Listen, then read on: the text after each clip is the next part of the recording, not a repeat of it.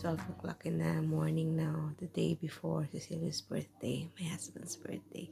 So anyway, as you can see, I'm trying to make it a bit nicer for my husband tomorrow. So ito yung kanyang decoration. I tried to rearrange the things now. So not yet, probably about 95% na lang. So, and also the background there. See, it's just simple.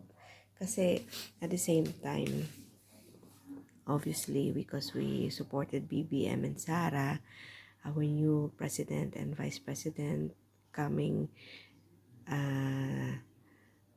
this June 30, yun ang inauguration ni President BBM or PBBM, Bongbong Marcos.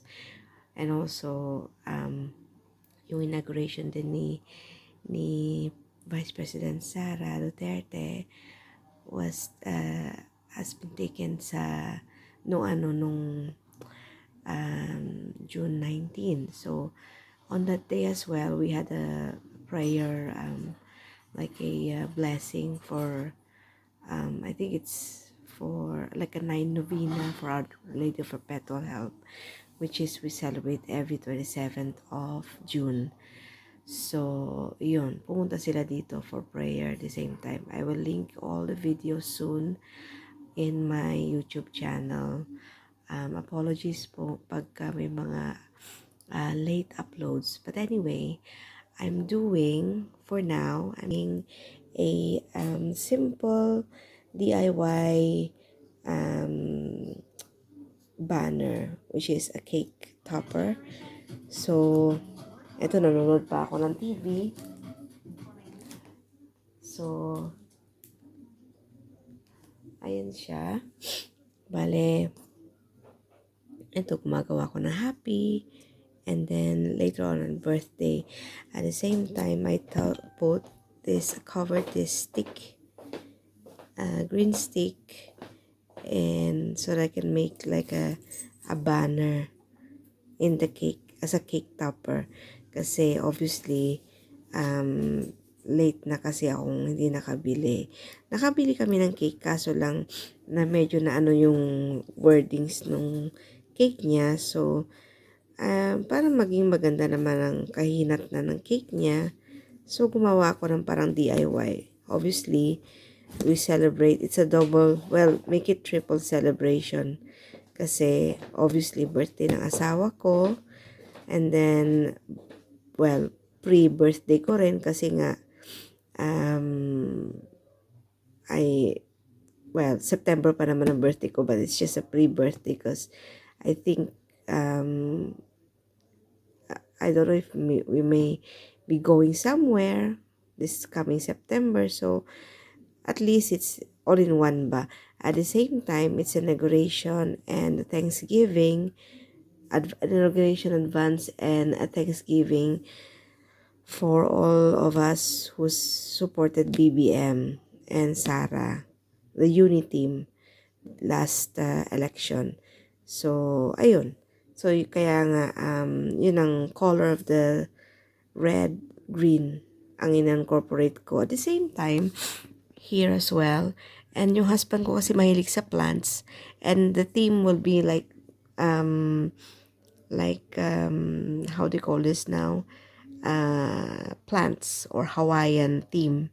So, yun ang simple Hawaiian theme lang naman. So, yun. So we start now the banner. So, ayun. Bale, habang nanonood tayo, I'm just gonna do this quickly.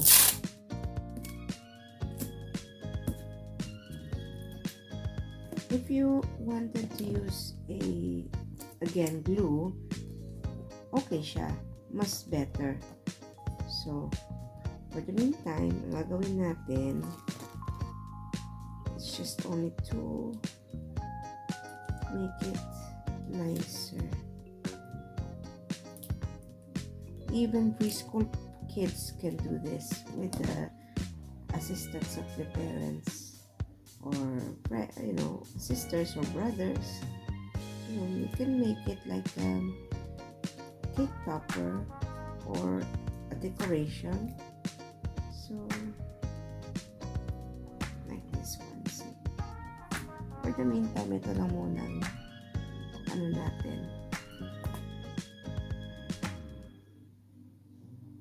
Yan. Hulog. So, like that. For now, yan. Tapos lalagyan na natin yung stick dyan soon. But we can do the next one as well. So, I had a ordinary ribbon, but what I did was just cut into lengthwise ko siyang kinat. Kasi meron ako like this one, you can have a ribbon like this, but unfortunately it's only maliit na lang siya, so hindi siya sapat. So yung ginawa ko na lang is ito. So yun, so gagawin ko is teka lang kasi para maayos tayo, gagamitin natin to. Gagawin natin is we can manage to stretch a bit. Hilutin natin muna. Yeah. Then in the cards like or decoration, sometimes like this ones, you can still use these as long as it's proper na decoration. Let's say for example lettering or heading, you can still use it. So I did use it by cutting these letters or even numbers kung may numbers na ano. So reuse it if you can manage to reuse it. Yun, nakakatipid din kayo. So yun, and then I cut a little bit of tape, like any kind of tape, or as I said before, you can use glue. So I'm just cutting a bit of this stick tape. Then starting with the letter B for birthday. So ito siya. To make it ano siya, straight siya na wordings is I just put it like this one pababa. So kasi para mailagay natin yun, and also make a little bit of space here for your stick. If not, you can add a bit of length anyway. Ito kasi pag DIY, it's imperfect but it's perfect, as they say. Imperfect, it means to say na you didn't buy in shops. That's why it's imperfect, because it's not the machine. It's not machine made, or it's not a person who does it pro. You know, yung magaling siya talaga, as in. See, it's imperfect. So baliktad siya. So apparently balik tayo. So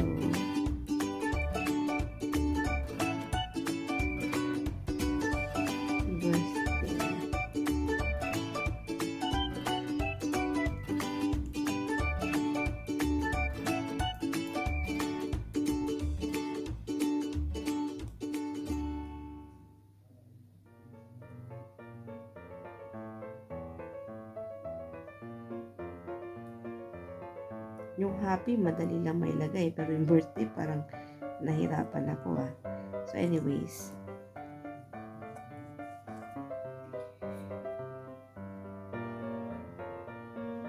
And just arrange it.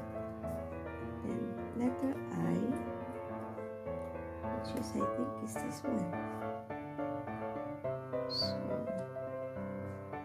this time, baliktarin na natin. Ganyan. mo na siya. And then just rearrange it. Align it if you can. Then you can cut a bit of tape. Or again, on birthday, then we just rearrange it. If we can manage to arrange it. Medyo short yung side dito, but it's okay. It's fun of making DIY crafts and stuff like that. Because even if it's imperfect, it's still connected. So it's fun. Sometimes if you make mistakes when doing these things, it's fun to correct it, you see. So here. And so tinanggal ko na stick na ano.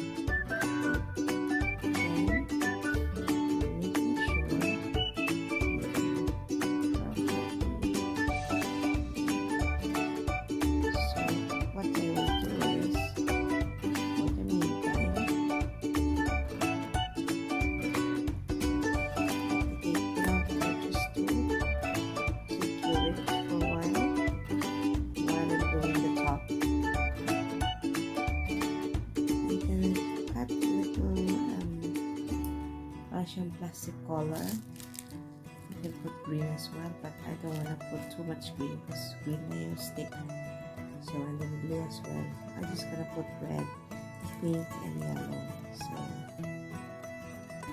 So I cut a little bit of cellophane paper, cellophane plastic colored wrapper, and then just fold it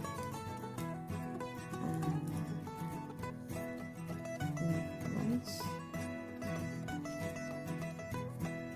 and then just cut on the side just like a banner, one thing. Make it like a triangle. You can see it like that. So just like a triangle.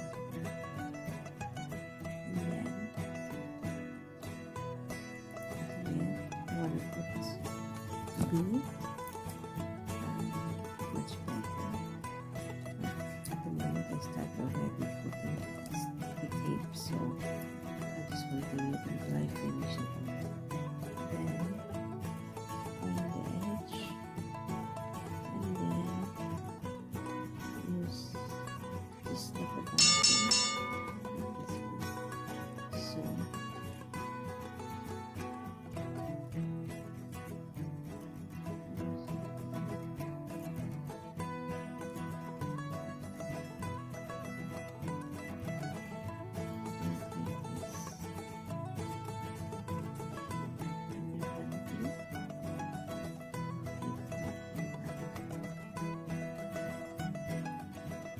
secure. One thing now, so it's not yet finished. So if you want to put more color, it's much better.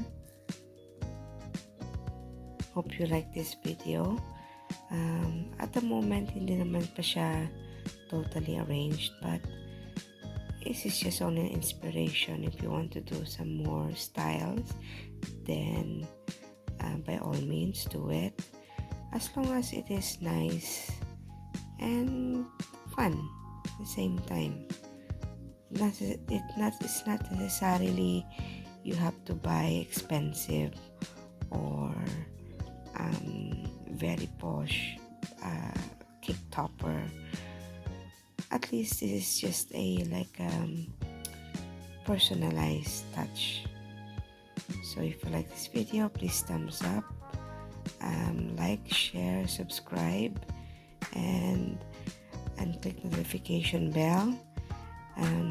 Apologies for the voice because it's nearly 1:30 now in the morning. So anyway, I hope to see you again soon. Bye. Good night. God bless. Good morning. And have a nice day or evening.